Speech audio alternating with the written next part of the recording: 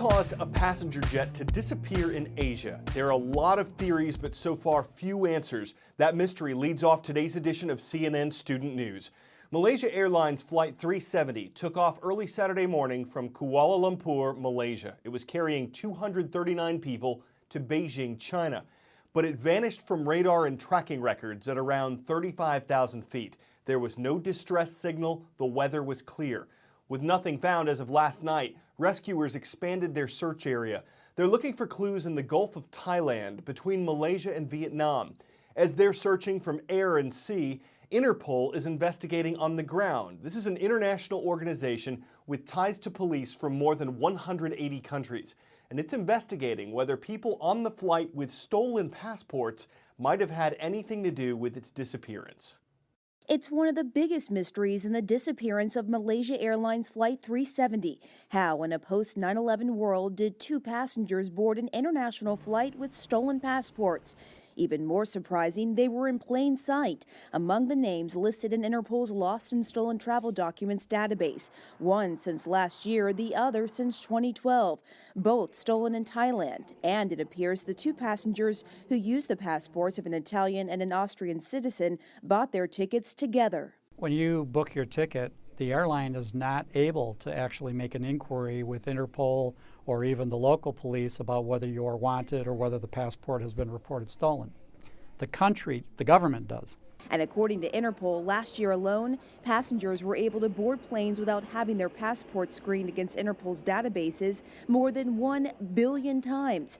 The database at Interpol headquarters in France contains an astounding 40 million records of stolen travel documents. You know, the member countries, the 190 members that belong to Interpol, are not charged a fee for accessing any of those databases. So if the country has sufficient resources and technical capability to wire into Interpol's virtual private network that's running 24 hours a day, then they certainly would be able to access that database and check it. It's just up to the will of the country to set it up and do it. Interpol Secretary General Ronald Noble said, "Now we have a real case where the world is speculating whether the stolen passport holders were terrorists, while Interpol is asking why only a handful of countries worldwide are taking care to make sure that persons possessing stolen passports are not boarding international flights." Edward Snowden says he has no regrets about leaking classified government information to the public. Yesterday, he asked people at the South by Southwest conference in Austin, Texas, to help fix U.S. government surveillance. Snowden is a controversial man. He's a former worker for the National Security Agency, the NSA. He's now living in exile in Russia because the U.S. government wants him to face felony charges back home. It says Snowden broke the law when he leaked secret information about the NSA, specifically that the spy agency collects American citizens' phone and internet information. The U.S. government says its programs help protect Americans by preventing terrorist attacks. Snowden's supporters see him as a whistleblower who's protecting Americans' rights to privacy. His teleconference yesterday was the first time he's directly addressed the American public since he fled the country. He asked developers at South by Southwest to make secure networks for users so that no one, including the government, can easily access Americans' information. I'm one of the Great Lakes of North America. In fact, I'm the only one located completely within the U.S. I'm connected to Lake Huron by the Straits of Mackinac. I'm Lake Michigan, and I border that state as well as Wisconsin, Illinois, and Indiana.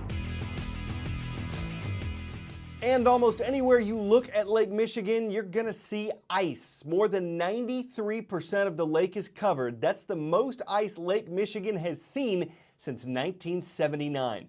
All of the Great Lakes have had a winter like this, and the snow and cold have helped their water levels, which have been below normal in recent years. But one downside, how do you get boats through this? Lake Michigan is important for shipping everything from grain to coal to iron ore. We are on board the Mobile Bay, which is a Coast Guard cutter and an icebreaker. And check out this ice. It is absolutely incredible. They're trying to open up the shipping lanes for the Great Lakes shipping season, which is just getting underway this week. And you could see the chunks of ice. They're just incredible. And this is an area actually you're looking at right now that they've gone through already and broken up. It refreezes, they break it, they refreeze it.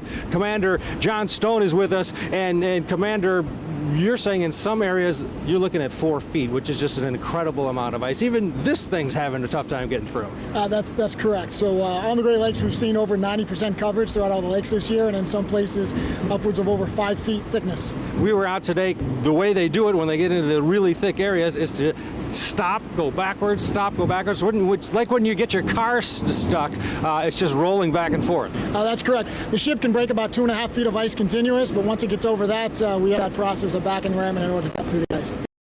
You didn't need to see all that to know about the impact this winter has had. The snow, the cold, the ice. It hasn't hit everywhere. California is still baking under drought conditions, and the weather hasn't helped much with that. But it has helped in the eastern part of the country, where some farmers are hoping the precipitation will keep falling as temperatures rise. Through all the bitter cold and blowing snow, through the misery and madness, the long-running winter has brought long-awaited water. And the head of the Maryland Farm Bureau, Chuck Fry, says after some dry years, that's a big relief. Whether it's a dairy farmer on the East Coast or whether you live in D.C. or wherever you live, your food comes from the farm. And it's all hedged upon that water. Winter water counts. Absolutely, it counts. As a rule, every 20 inches of snow will melt into just 1 inch of water, and that may not seem like much. But a year ago, well over half the country was in drought conditions. Now the dry spots are down to around 35%, and that's mainly in the West, places like California. They are not going to even get to normal by the time their wet season ends later this spring. In simple terms, it comes down to this. With enough snow and enough rain, a farm like this can more than double its output of corn and soybeans and so much else. So as John Sewell prepares for planting, I hope it does this in the summertime. Not snow, but precipitation. If this keeps up. Yes, if this keeps up, that'd be fantastic. That's what we all hope for. high hopes amid the high waters that winter is leaving behind. Tom Foreman, CNN, Tuscarora, Maryland. When you're traveling through the Wild West, you got to be on the lookout for bandits, like the ones at Clear Creek Middle School. That's where the bandits are online in Buffalo, Wyoming. Right next door in the Beehive State of Utah, the buzz is all about the Warriors. Happen to be part of your day at Weaver High School in Pleasant View. And over on the East Coast, beware the Buccaneers. Alatoona High School in Ackworth, Georgia, you guys are piratical. Here's some seriously old news. Scientists say it's 150 million years old. This could have been the largest predator ever to roam Europe. It was discovered in recent years in Portugal, but just identified as a new species. It was named Torvosaurus gurnai. It is thought to have been 33 feet long, about 4 or 5 tons, and it had a set of at least 11 teeth that could have chewed through just about anything smaller. It's believed to be a little older than the well-known Tyrannosaurus rex, not quite as big, and if you're wondering how it wandered over to Portugal, many scientists believe all land was once connected on a supercontinent named Pangaea. In theory, dinosaurs might have been able to just roam wherever. Okay, this probably won't revolutionize the way you order pizza, but it looks kind of fun in this YouTube video. Pizza Hut and a design agency baked up this idea. It's a concept, meaning it's not in full production yet. It's basically a touchscreen table. You sit down, play around with everything from sizes to crusts to toppings, place your order, and maybe play games while you wait. It's still a table, so it might be tough to keep it working and to keep it clean. Some might think the idea is cheesy, others might call it weak sauce or maybe half-baked. The idea may be pie in the sky, but it's kind of fun to see the process pizza by piece. We've been on the crust of this technology for a while. You knew it would come in handy for something or other, and as far as pizza parlor innovation goes, it's topping the list, y'all. I'm Carl Azuz. I'm going to lunch. We'll see you tomorrow.